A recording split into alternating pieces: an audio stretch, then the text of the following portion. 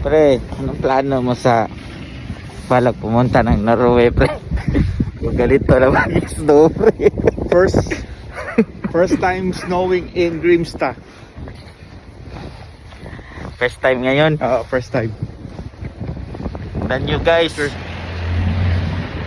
Gusto nyo dito? Hindi na gusto nyo pa. Tingnan mo kami maglakad. Para mga pigwin. Lakad, pre. Ito yung mga teknik para di madulas. Oh, di.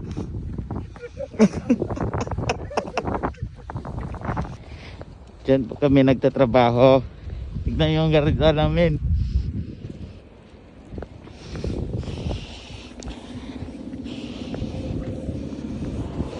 Ikaw, Pre, ano? Traffic, pre. Bakit?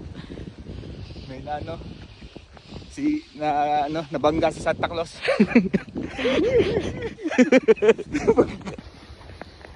Okay.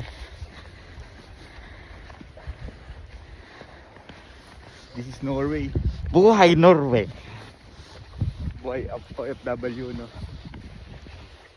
Pre, ano masabi mo Pre, sa hearing mo sa Pinas, pre? Dito malamig, doon mainit kasi sa Pinas eh. Masyado mainit, may kismis pa tungkol kay kay Maris. Showbiz na, showbiz. Showbiz.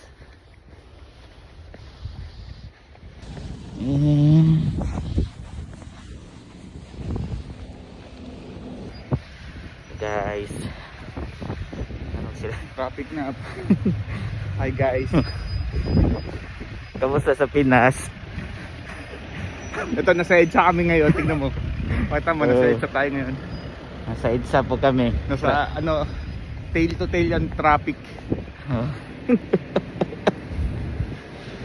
Tingin ko may first time na driver na dulas. First time kasi nag-snow dito sa Grimstad.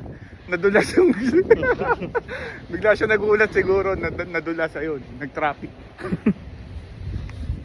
Anong mga sapatos gagamitin sa snow, pre?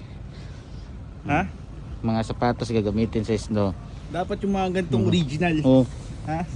Gagamitin yung original kasi itong mga ni madulas yan. Originals yan eh. Oh. Bawal yung nakachinelas dito. Oh. Saka yung mahabang kuko. Good afternoon. Nandito tayo ngayon sa gitna ng EDSA. At makita nyo ang traffic. Medyo malakas ngayon ang bagyong Braot. Makita nyo, dikit-dikit ang mga kotse. At doon, sa bandang may nahulog na kotse. Ayun. Dahil sa sobrang lakas ng ulan na kulay puti. Ulan